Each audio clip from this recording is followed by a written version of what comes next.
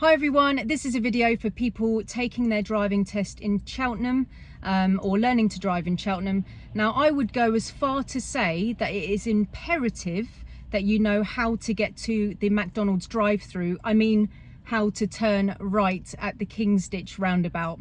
It's a driving test route, okay, and it just so happens that you can get to Mackey's, and it's really important that you need to know how to do that, especially if you're a 17-year-old and you've just passed your driving test and you need to take all your mates there to get a Mackey's, right? So I went on a top secret mission to get my toffee latte, and this is how to turn right at the Kingsditch Roundabout, which is a test route but also gets you to Mackey's. All right guys, this is how to do it. Okay guys, here is a moving video of me turning right at the Kingsditch Roundabout in Cheltenham. This is a test route and you can be asked to do this by the examiner on the day of your test.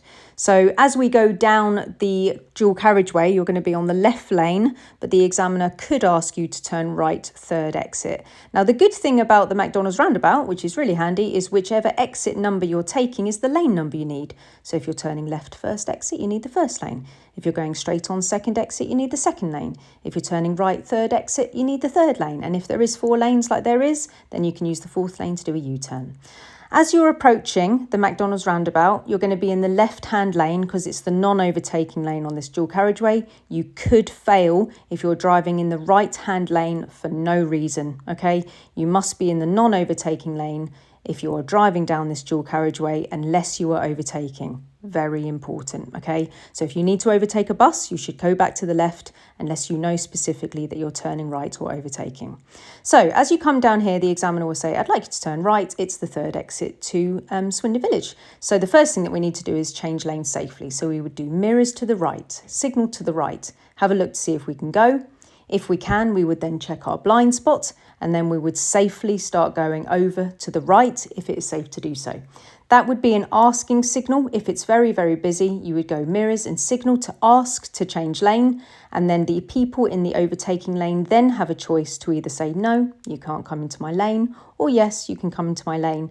And they would make it obvious by not increasing their speed or maybe even reducing their speed slightly to let you into that lane, or even flashing you or giving you some kind of gesture that they're allowed to give, but you're not, and then you can change lanes safely. It is quite rare that you can't get over to the right, but I have seen that happen over the many years that I've been a driving instructor.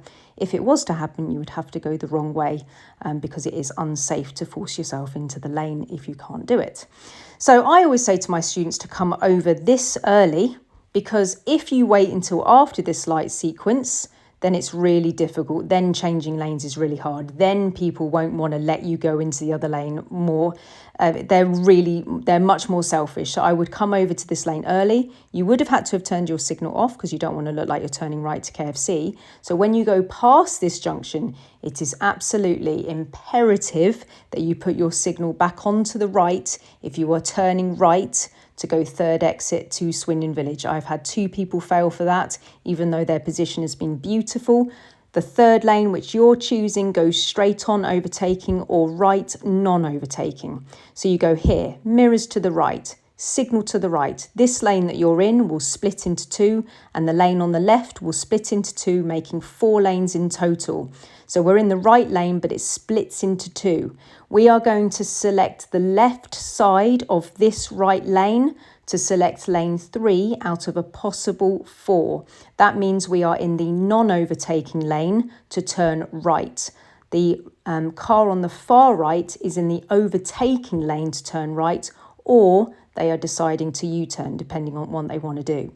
The left lane only goes left.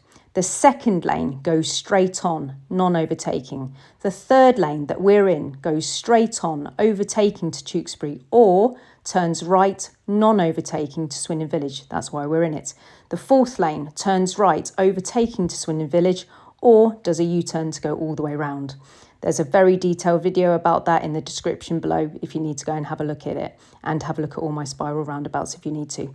Now we're turning right, we've got our signal onto the right. The line outside of the window on the right is the one that we use, because if you're lucky enough to be in a left or a middle lane, you take from the line on the right. If you're in the far right lane, you take from the lane line on the left. Have a look at my other videos if that's confusing. So we in this lane are taking from the lane line on the right. The big fat line on the right of us is called a guideline. In a minute, it will turn into a small dot on the floor called a connector. And we will follow that into lane 2, which is pretty much in front of us, and then we'll follow it round to lane 1. You'll see this all play out in a minute. So to turn right at this roundabout, you're going to be doing 3, 2, 1. Okay, so we're in this lane, we're waiting for the lights to change. Be very careful that you don't go on the wrong light. The car in front of us looked at the wrong traffic light and went forward just then, so be careful, make sure that you are looking at the correct traffic light. So we're here waiting with the right signal on. Okay, so it's going to be 3, 2, 1, okay? So it's about to change. Okay, so the lane line on the right is called the guideline. We're following the guideline like glue, okay? So as we begin, the guideline on the right will always be on the right, okay? We follow down, we're in lane 3 at the moment. We're following down, the lane line on the right is turned into a little dot, and that's called a connector. We follow the dot without passing it at all. We follow the dot down. It's called a connector because it's connecting us to the right place.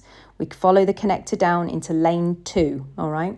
So we've gone 3 and we're about to go to 2. Notice the road marking says we can go straight on or turn right in this lane, and we're using it to turn right with our right signal. Follow the big fat line on the right now because it's no longer a connector. Follow the big fat line on the right only. Ignore the other person's connector. Follow the big fat line on the right. And then because we're not going straight on, we're continuing to follow the big fat line on the right to lane 1. So we went from 3, then we went into the middle 2, and now we are in lane 1. And this is the first time that it says Swindon Village on the floor. Don't be alarmed that it says Swindon Village on the floor now, all right? That's where lots of people go wrong. Now we can do mirrors to the left and we can go signal to the left, never passing the big fat line on the right because that is our guideline. Yes, we are crossing other people's connectors because you only use connectors normally to get into a roundabout. So the small dot must be ignored, which is coming in from the left side because that's other people's connectors to go into the roundabout. We must turn our signal off here so it doesn't look like we're going into McDonald's, and we'd go straight on if it was our driving test. But I'm going to McDonald's, so I am turning left here because I'm going to the drive-through because I wanted to have a coffee. So I have turned into McDonald's because I'm a naughty driving instructor that likes coffee. All right, guys, I really hope this information helps you. And of course, I will see you on the next one.